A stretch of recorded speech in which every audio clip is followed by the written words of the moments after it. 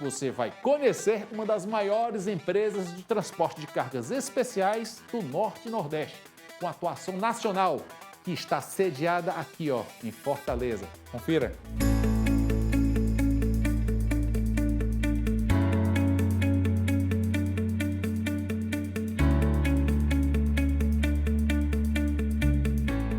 Você aí, sabe o que significa engenharia de movimento?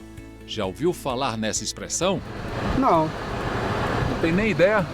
não, não, Tem ideia do que seja? não. Arrisca? Deve ser alguma coisa sobre asfalto, essas coisas? Não, não? Você já ouviu falar em engenharia de movimento? Não, Sabe o que é? não, Tem ideia? nem noção. Você aí, tem ideia de que equipamento é esse aqui ao meu lado?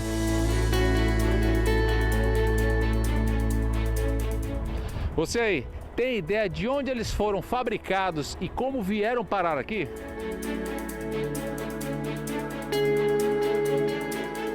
Isso daqui nada mais é do que um dos componentes que compõem a cabeça de uma torre eólica, mais conhecida tecnicamente como nacelle.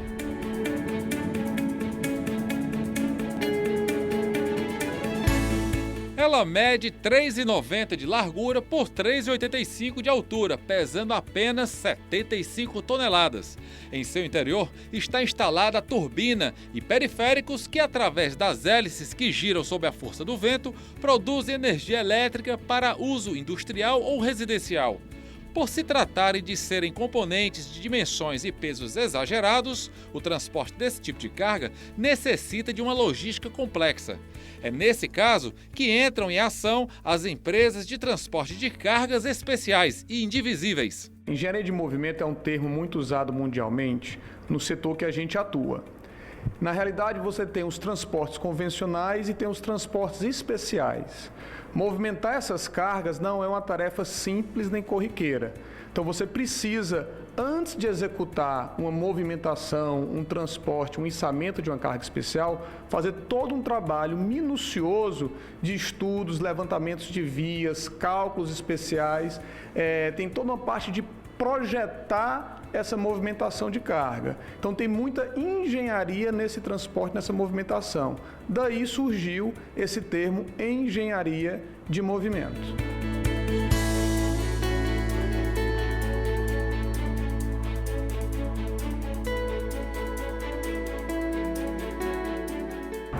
Pessoal, vamos aproveitar para conhecer o interior da cabine de um guincho.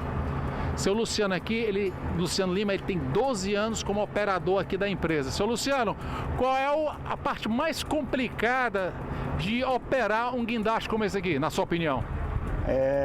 Ter muito conhecimento e responsabilidade. Depois o resto é manuseio e a gente ter treinamento. A máquina disponibiliza isso pra gente, graças a Deus.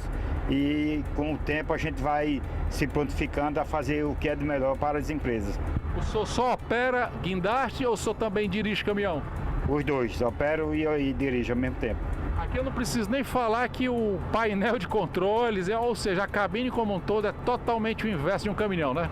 É positivo, é diferente. Esse aqui é para até quantos quilos? Aqui é para 250 toneladas. Apresente pra gente aí não só as manivelas, mas o painel como um todo, rapidamente. Aqui é o painel de controle que mostra o gráfico do vento, a direção como é que está, aqui o nivelamento, a capacidade do peso que a gente pode pegar e independente de várias coisas, o sistema trava. Então quer dizer, o equipamento para si mesmo já nos dá uma segurança e a gente também trabalhando com segurança faz o melhor para nossos clientes. Essas manivelas aqui na sua frente, nas laterais, ali aparece um joystick. Joystick, aqui é o giro, aqui é para andar com a esteira, aqui é para o luff e aqui é para o montão. O que é luff? Luff é essa parte aqui de cima da lança aí que você filmar, aí você vai vir descendo e subindo. Ah, tá. O içamento em si. O içamento em si.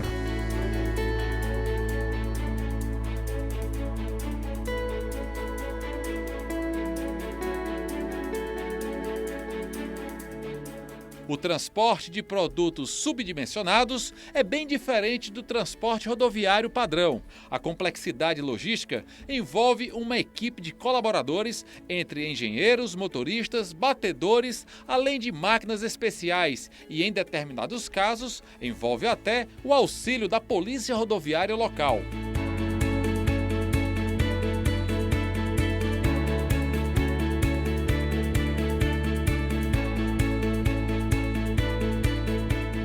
Pessoal, aqui é o Bruno Alexandre.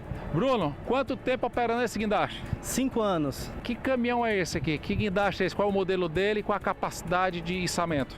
Isso aqui é uma Liber, é um guindaste telescópio Liber. É uma LTM 1400, certo? Com capacidade para 400 toneladas. É um guindaste que tem uma lança de 50 metros, mas podendo ser adicionado mais 90 metros de lanças adicionais. E podendo chegar a alturas aí de 100 a 120 metros de altura. Quantos eixos? Qual é a tração dele? Ele é um guindaste de 8 eixos e a tração dele é 16x8. Esse modelo de veículo ele pode rodar, né? Ele pode trafegar na rodovia. Isso sim, ele trafega em rodovia normal, com as suas devidas licenças, certo? O horário dele de tráfego é geralmente das 6 às 18, que eles falam para nós na licença, do amanhecer ao entardecer, enquanto tiver luz do dia. Perfeito. Podemos entrar e conhecer o interior dessa cabine? Sejam todos bem-vindos. Porque o caminhão é grande, mas a cabine é pequena. Vamos ver o que a gente encontra ali dentro. Pessoal, internamente lembra o nosso caminhão convencional, porém bem diferente. Um painel aqui com muitos botões, muitos símbolos. Esse painel aqui, esses botões aqui, eles servem para acionamento de quê especificamente nesse tipo de caminhão? Aqui na frente nós teríamos um caminhão convencional, certo? Nós temos tacógrafo, conta-giro, nós temos medidores de combustível, pressões de ar, o freio dele é ar como num caminhão normal, certo? Nós também mede bateria, nível de água, trações e freio de motor, certo? Já no painel lateral... Aqui nesse central aqui? Isso, nesse painel central nós temos mais a função guindaste, certo? Nós temos ali as pressões em cima de cada eixo, quanto de pressão está dando em cada eixo. Nós controla a altura de cada eixo, a altura do veículo, certo? Nós temos um freio especial para parar ele, isso é um freio retardo, porque é 110 toneladas o peso dele, então ele necessita de um freio especial, certo? E ali nós temos o câmbio de marcha dele, que é um veículo automático. Ah, você sabe quantas marchas ele tem? Eles são 4 marchas.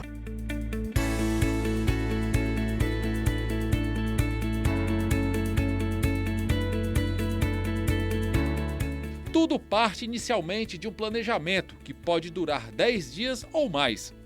O transporte rodoviário de cargas especiais ele tem uma série de singularidades, né?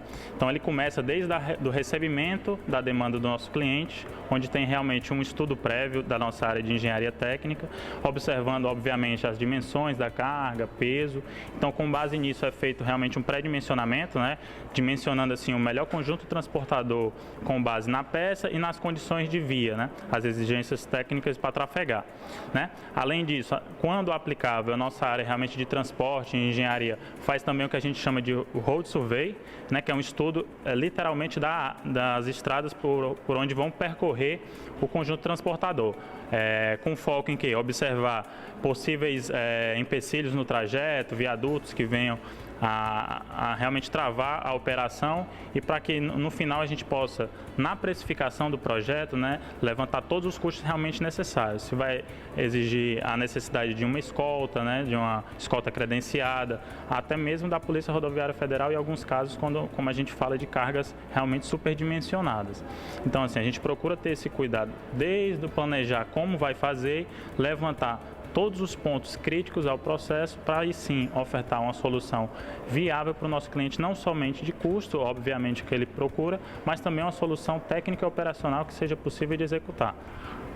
Orçamento aprovado, pode executar. A carga já está esperando, seja no porto ou na indústria. Pergunto a você, qual é o próximo passo do planejamento in loco? O planejamento em loco ele vai sempre atentar e observar se todas as condições que foram traçadas no planejamento estão sendo executadas da maneira com que foi planejado, a fim de evitar qualquer tipo de problema, priorizando obviamente a segurança, que é um padrão nosso de trabalho, e a satisfação do nosso cliente. A necessidade de ser feita uma prévia de todo o trajeto, vocês mandam a equipe até o local final para fazer todo esse levantamento, como é que isso acontece? Sim, né? Dependendo do caso também, a gente manda a nossa equipe juntamente, não só o técnico, o engenheiro, mas o motorista em si, porque é sempre bom a gente ter a visão operacional de quem vai executar o trajeto, para que ele, com seu olhar mais clínico, seu olhar operacional, ele possa realmente identificar se tem algo fugindo do que foi planejado. Isso é essencial para qualquer tipo de operação. O que muitos usuários das rodovias não sabem é que, ao se depararem com veículos com pintura zebrada, devem reduzir a velocidade e triplicar a atenção, principalmente se eles estiverem sinalizando para algum tipo de manobra. O que o caminhoneiro, o que o motorista de carro comum, quando se deparar com uma viatura batedor, ele deve fazer no momento da via? A princípio, a primeira coisa que um motorista, tanto de carro pequeno como de caminhão, carreta, deveria fazer quando vê um batedor desse na frente sinalizando, era respeitar o batedor. Porque o batedor, ele está ali não para proteger a carga, como muita gente pensam que a função do batedor é essa. A função do batedor é para proteger a vida dos usuários que estão na via. Nós estamos ali para evitar que haja um acidente com os usuários da via, que os usuários da via não têm esse conhecimento simplesmente quando vê um carro batedor, bota por cima do carro batedor e segue em frente e acaba colidindo com a carga que nós estamos transportando. Quer dizer então que há situações que motoristas fazem querer colocar vocês para fora da pista, é isso? Muitos. Isso acontece quase que diariamente quando nós estamos na estrada. O motorista não respeita o batedor, quando ele vê um carro batedor, ele bota por cima e pensa que não vai dar nada para eles, né? Geralmente, como é que vocês sinalizam? Vocês sinalizam apenas com a bandeirola, com algum letreiro luminoso? O carro batedor, quando ele está na função de batedor, além de ele estar com as 4 bandeirolas erguidas no carro, ele vai estar com as luzes ambar, que é o pisca, ligado, piscando direto. E o motorista batedor vai estar com a mão para fora, sinalizando, pedindo que os motoristas se afastem da via ou parem em determinados locais. E isso eles não aceitam. Quais são os maiores erros cometidos, então, por quem está na via e não respeitam vocês? Um dos maiores erros é quando nós estamos fazendo uma travessia sobre ponte, e vamos na frente para sinalizar, pedir para que eles encostem e eles não aceitam, não param. Simplesmente eles passam por nós e quando chegam na frente que se debatam com a carga e ficam sem saber o que fazer. Como às vezes acontece até deles entrar dentro do mato e sofrer algum acidente com eles mesmos. O senhor já presenciou algum acidente em rodovia causado pelo descumprimento da sinalização de vocês, batedores? Já presenciei sim alguns acidentes já por causa disso. Motorista que vem, não respeita a sinalização do batedor, segue em frente, quando chega lá na frente que ele se depara com a máquina que estamos transportando, ele se aperreia e acaba cometendo algum deslize e ele por si mesmo acaba virando ou entrando dentro de um mato e acaba levando a pior. Geralmente são quantos batedores do transporte de uma carga indivisível? Dependendo da carga que nós estamos transportando, pode ser um batedor ou 2 batedores. E a velocidade máxima? A velocidade máxima permitida é 60 km.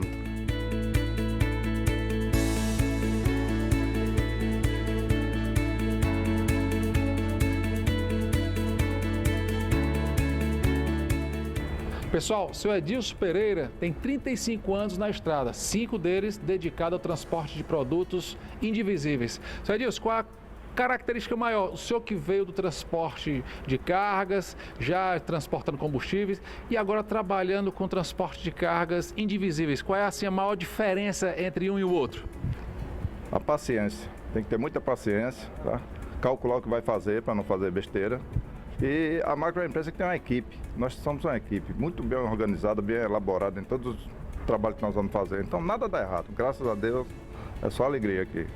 O caminhão, lógico, tem que transportar cargas de grandes dimensões. Como é que é o convívio de vocês que trabalham com transporte de cargas subdimensionadas e os demais motoristas, tanto de automóveis, picapes e também caminhões e ônibus? Como é que é esse convívio na estrada? Excelente. O respeito existe em todas as profissões. E nós, como já te falei, é uma equipe aqui é muito interessante. Aqui todo mundo se ajuda. Eu estou amarrando uma carga, um vem dizer como é que é, assim não dá certo, vamos fazer assim que fica melhor, fica mais seguro. E é isso aí é só paciência e o grupo. Na estrada, como é que é o comportamento dos outros motoristas que se deparam com o tipo de carro que vocês passam? Aí é complicado. Tem pessoas muito irresponsáveis na estrada, infelizmente ainda existe. Nós é que somos os profissionais, então nós é que temos que evitar acidentes, conduzir com paciência, com disciplina, né? Só atender a todo o sistema de estrada, porque tudo funciona, a ET, tem que ter uma ET, tem que ter uma escolta, certo? Dependendo da carga, nós temos escolta que nos acompanha. A gente sabe que a vida de caminhoneiro, ele passa dias, semanas e meses fora de casa. Quem transporta, não pegando frete avulso por aí como os nossos caminhoneiros autônomos, mas quem transporta cargas indivisíveis, devido à lentidão e às vezes às distâncias entre o colocamento da carga, a colocação da carga no caminhão até o içamento e a montagem, isso demora às vezes, chega a passar até quanto tempo fora de casa? 2 meses, 3 meses, eu passo 90 dias para folgar 15.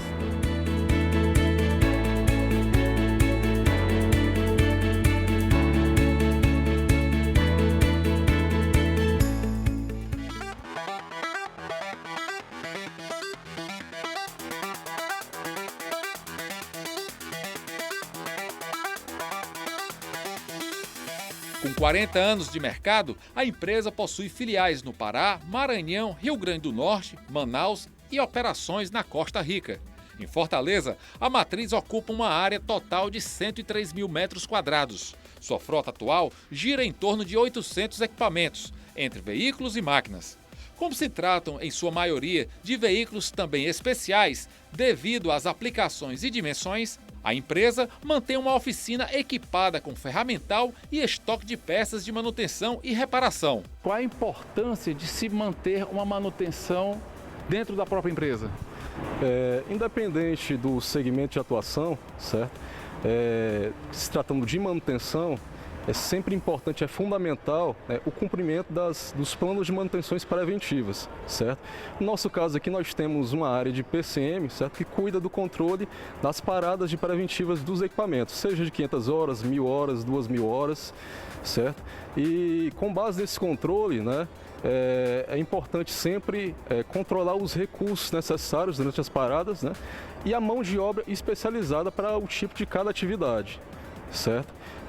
Para o auxílio desse controle, né, nós dispomos de sistemas integrados entre a manutenção e os suprimentos, né, com o objetivo do controle dos insumos, certo, mínimos para cada execução de atividade, né, reduzindo os impactos com perca de tempo por falta de insumos, filtros, óleos, certo?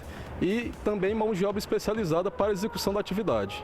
Vocês têm aqui uma área, então, com estoque de peças para qualquer equipamento? Sim, estoque mínimo para cada equipamento, certo? Isso é estudado, isso é avaliado anualmente, né? O nosso estoque mínimo para cada execução de preventiva por frota. E vocês estão preparados aqui para executar até que tipo de serviços? Hoje nós temos uma estrutura, né, de oficina com 26 baias, certo? Com estrutura de funilaria e pintura, caldeiraria, certo? Jateamento, serviços de hidráulicas, pneumáticas, certo? Gira em torno de 85% de serviços primarizados, certo? O restante nós terceirizamos com os parceiros da região. Quando vocês estão em deslocamento com equipamentos e máquinas em canteiro de obra, a manutenção desse equipamento também é feita lá? Vocês deslocam pessoal e ferramental para lá? Hoje nós dispomos de uma equipe técnica, com uma infraestrutura, com carros de apoio, atendendo todos os contratos.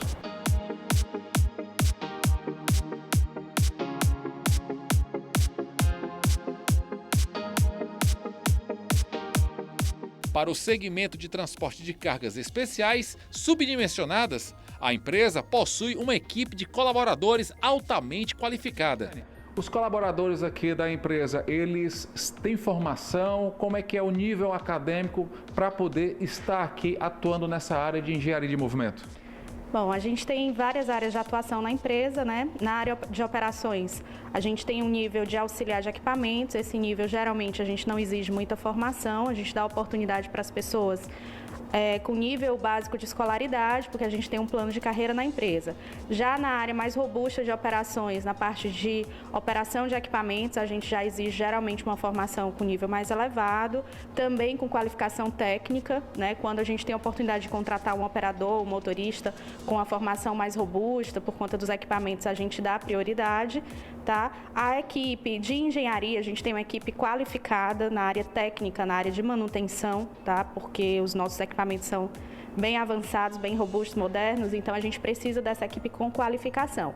Apesar de exigir isso na contratação, a empresa também tem um plano de desenvolvimento. Então, a gente está sempre reciclando, desenvolvendo as pessoas. Inclusive, a gente tem pessoas que foram contratadas sem escolaridade e pelo programa de desenvolvimento da empresa, hoje já tem formação técnica ou até de nível superior. Hoje, o processo de contratação, de seleção de novos colaboradores, independente da área, como é que ele se procede?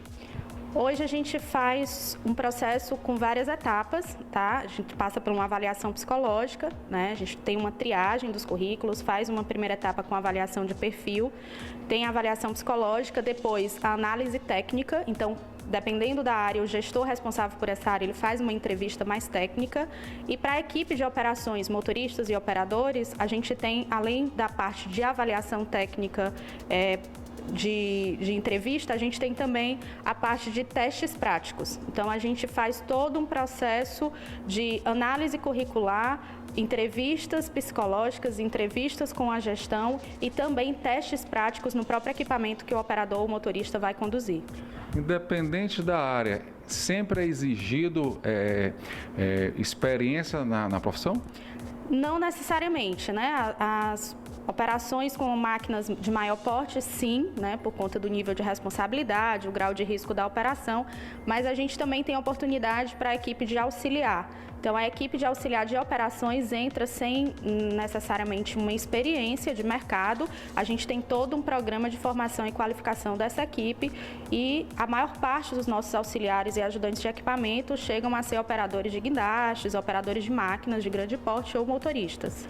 Cristiane, por se tratar de um transporte, de uma atividade, na verdade, muito complexa, muito detalhada, esse pessoal que trabalha aqui, a reciclagem, o treinamento, a periodicidade, tudo acontece aqui dentro da própria empresa ou vocês mandam para fora para se preparar, para se qualificar cada vez mais? O nosso programa de treinamento e desenvolvimento, ele acontece das duas formas, né? A gente tem programas internos, onde a nossa equipe de engenharia, que é qualificada como multiplicadores, que também já foi treinada fora, inclusive por fabricantes de equipamentos na Alemanha, né, em outros países, a gente tem essa equipe de multiplicadores para desenvolver os profissionais internamente. Porém, a maior parte das nossas qualificações também acontecem fora, né, em São Paulo, em regiões em cidades do Sudeste, porque são os locais realmente de qualificação especializada para a nossa atividade. Aqui eu observo que parece que a rotatividade aqui é a mínima possível, né? Eu conversando com alguns funcionários, alguns colaboradores, aqui eu não encontrei ninguém com menos de 3 anos de casa. A que isso se deve, na sua opinião? Eu acho assim, a gente procura trabalhar sempre nesse viés de qualificação e desenvolvimento, então a maioria dos colaboradores reconhece isso como algo importante e relevante, né, para se manterem na empresa. Além disso, a gente trabalha com toda a parte de clima organizacional, desenvolvimento de líderes, né, para que a gente possa proporcionar o melhor ambiente de trabalho possível. Mas não para por aí. Uma empresa desse porte atua não somente na área de logística do transporte. A Macro tem uma divisão de transportes especiais, que é o que vocês hoje estão fazendo essa cobertura aqui na Macro. A gente também tem uma área ligada à parte de içamento especiais, que foi onde deu origem da empresa. Há 40 anos a gente se dedica a isso.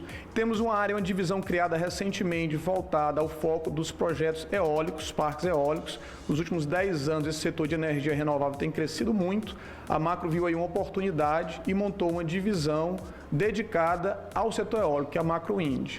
Fora isso também, a gente se dedica a setores específicos como a mineração, a siderurgia, onde a gente atende a contratos de logística interna, contratos específicos nesses setores que têm uma demanda específica e diferenciada. A empresa ainda oferece área de armazenagem de produtos volumosos.